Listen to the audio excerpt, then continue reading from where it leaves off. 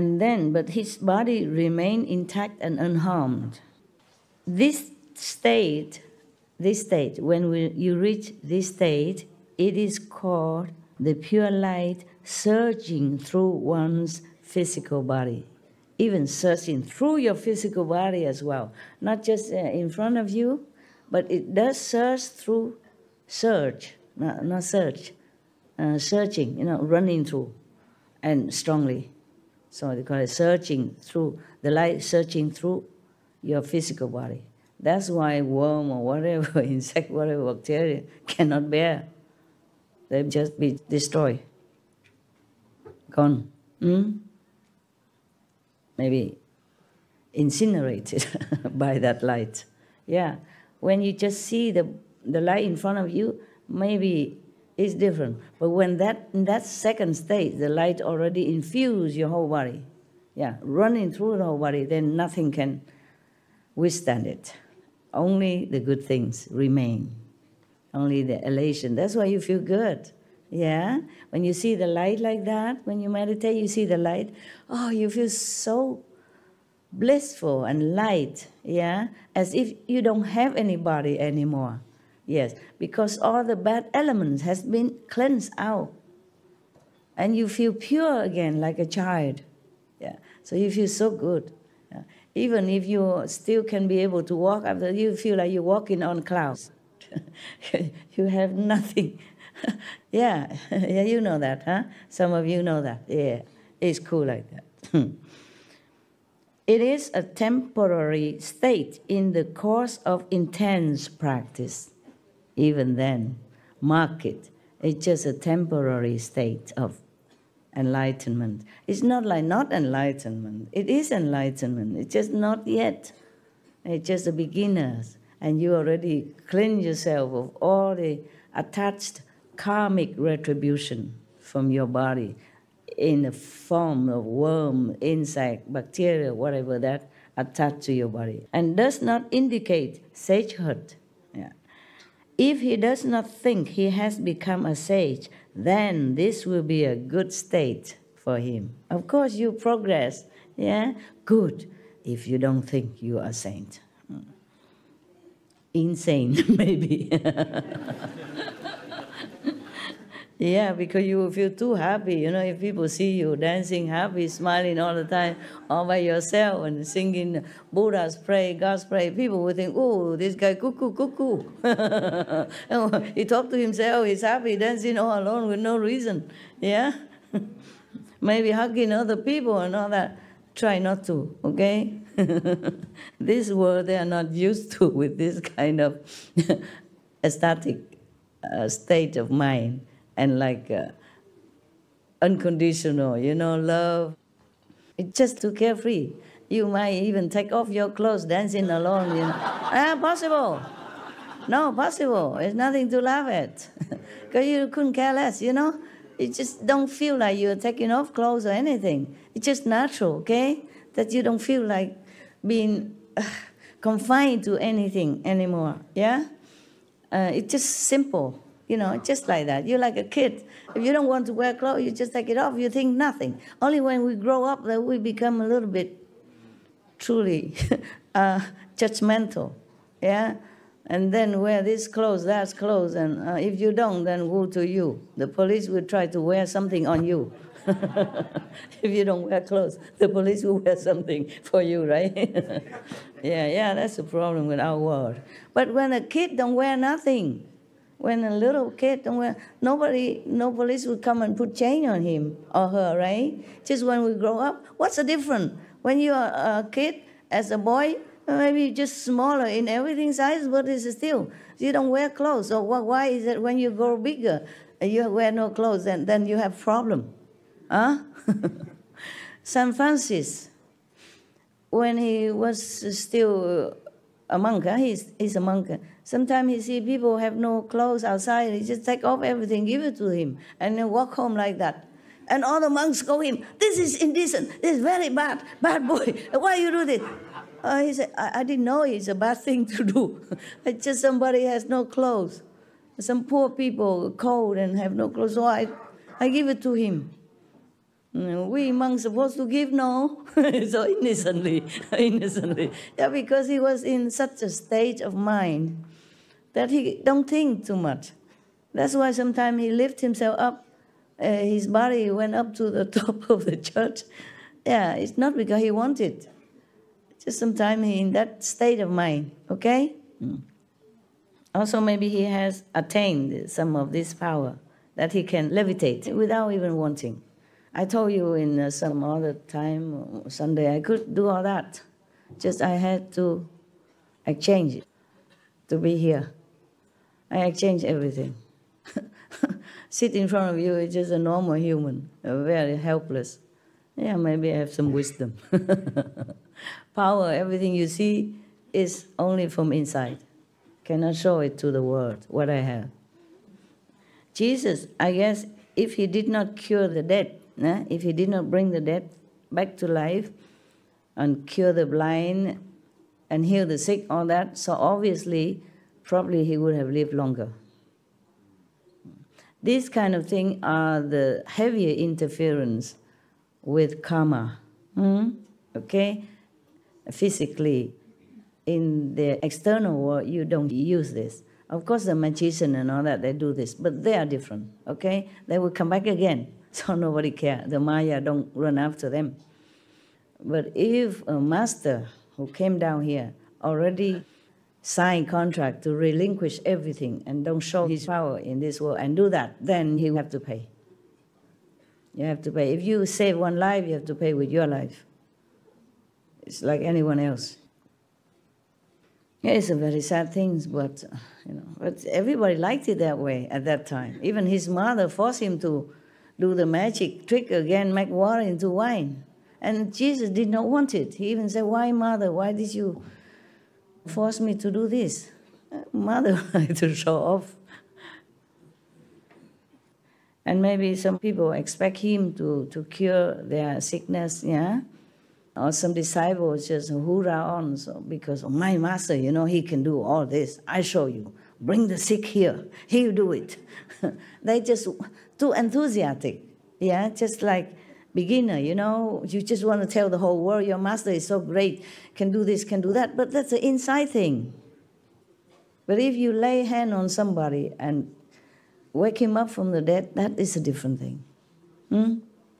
But if he considers himself a sage, then he will be vulnerable to the demon's influence. Okay, that's the second stage. Still be influenced by demons.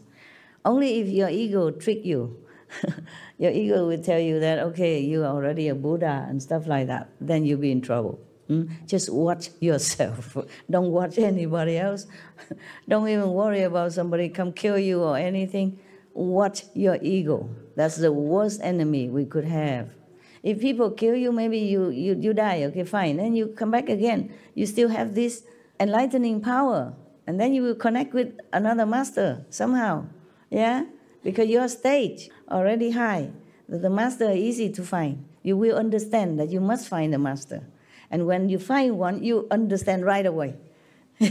Even you have not reached the highest stage in last life, but you're already on the way.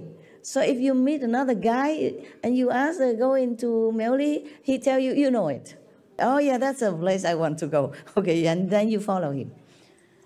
But if your ego mislead you, make you think that you are a sage, a saint, higher level saint, then the demons can come and make use of that and harm you. And spiritually lost is worse than losing 1,000 lives bodily. Very difficult to find that again. Very difficult to find a master already. If you lose your spiritual power, it's even worse. Then you cannot find another master. Because you will be so blurred now. You will not understand that you have to find a master or anything anymore. You just completely mix into the 6 paths of existence. You never think of anything about spiritual or finding a master even. Yeah. You completely forget your purpose to be born as human. Yeah. It's the same in hell.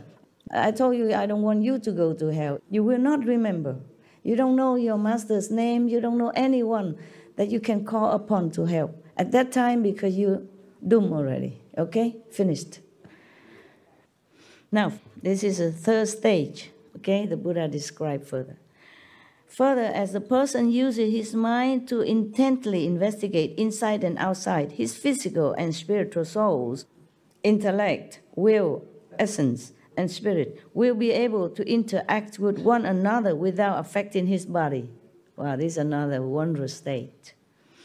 They will take turns as hosts and guests. Then he may suddenly hear the Dhamma being spoken in space. Some of Buddha's disciples at that time heard those things. Maybe some of you also hear it, you know. While you meditate, you just hear some preaching of the truth somewhere, you know. It's not like from the microphone, from your record player, video, nothing. You sit in an empty forest and then you hear the Dharma preaching. Maybe from Buddha, maybe from Master, maybe from other Master, maybe from Jesus, etc., etc. Huh? This is a wonderful state also. Or perhaps he will hear esoteric truths being pronounced simultaneously throughout the 10 directions. This state is called the essence and souls alternately separating and uniting, and the planting of good seeds. That is the third state. It's a long state.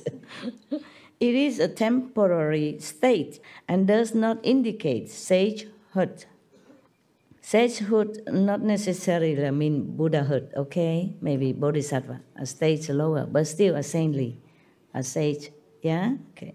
So if he does not think he has become a sage, then this will be a good state, yeah, one step up the ladder. But if he considers himself a sage, then he will be vulnerable to the demon's influence, as usual above. Okay, next state. I'm trying to keep my calendar intact, okay? I read only today, I behave. Further, when the person's mind becomes, I mean really, you want me just to read out? Just to read? Huh? No? Comment? Your calendar is my favorite part. Calendar, okay. Thank you, my love. Okay. Just a blah on, huh? Actually, I'm telling you, just entertaining you. I don't know how much you understand and how much you believe and how much you will practice. I saw evidence everywhere. Yeah? Many small things I teach, you guys don't keep. I don't mean the precepts. Something about the environments, for example, yeah? So if you listen and understand, then I'm very happy for you. If you don't, well, business as usual, okay? I don't expect much from you in this time of Dharma ending age. And the Buddha is far away already, okay? This is a small thing. For example, I say you don't use toilet paper, okay? You use the water and soap, light detergent, organic and non-toxin detergent to wash yourself. I don't see that in some of the disciples' house. And they built me a little room somewhere in where I used to be before. My first place is in the mountain. We didn't have a lot of money, just buy a piece of land and then put up tent to stay. And that was a long time ago. And then they built a little place there for me, but the bathroom, the toilet, don't have this extra spray. With that spray, you can clean the residue inside under the toilet seat. It's make your house cleaner. Don't have. Lucky I knew. I know my disciples. I have my own. You know, you can bring a bottle or something like that. But it's not the same. It's not as convenient and as good cleaning like a spray attached to your toilet. You understand? A small spray, long like this, and a small head. Not like a shower head, but smaller, very little. You spray around it. Also clean yourself. Perfect. Good for environment. Save a lot of trees. Because sometimes they don't just use a dead tree. They don't have enough time to wait for the tree to die to use it. They just use any trees. imagine we are billions of people. Everybody uses a little bit of paper every day. Imagine how many trees have died, flushed down the toilet. How much work has gone to that job. How much pollution for the planet. Because these paper, they use bleach to make it white, so it look it more clean, yeah? But the bleach, you go where, you know, right? Go into your river, yeah, and the sea. And slowly, slowly, river are too polluted to use, the sea are dead, Dead Sea, etc., etc. Not just about money, not just about listening to master teaching. It's about you and your word and the word of your children. This is a very small thing even, very convenient. Just call the plumber, he attach it in no time. You could even do it yourself. I could do it myself also. I don't mean all of you, okay?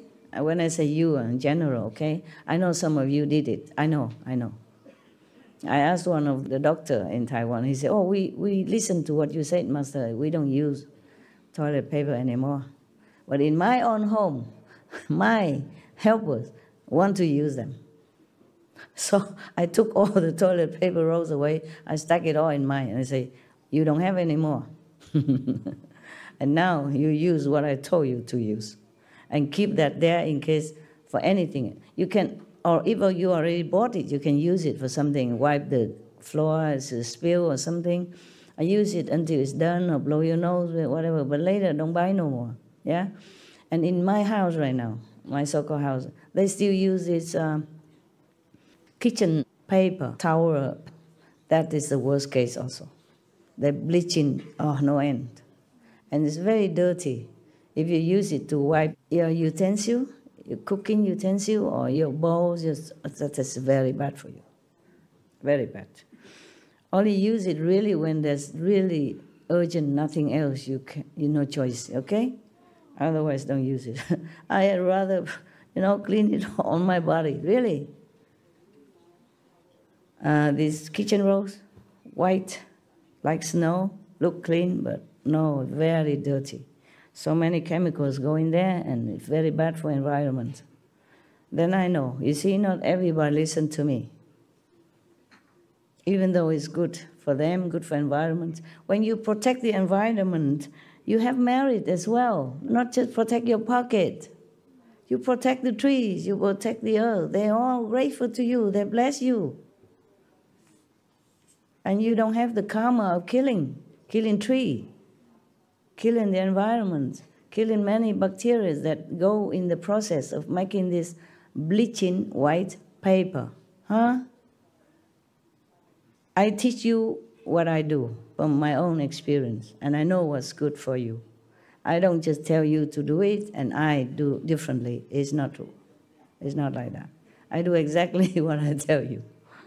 But then if you don't listen, then what can I do? I'm too busy. I can't just go in around chasing who did this, who put this paper, change it quickly. It's too much sometimes, yeah? And I don't use that even. I don't use that. If I don't have any towel, I use my clean clothes to wipe whatever I need to. Yeah. And I use my dirty clothes to wipe my bathroom floor after the shower or something. It's wet. I don't use that kind of paper. I don't use clean towel, so I don't have to wash double.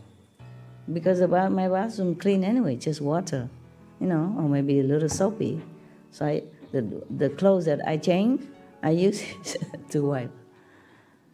I do everything with the consideration for the next generation as well, okay? Not just I'm comfortable and I don't see anything else. It's not like that. Also with the love for the environment.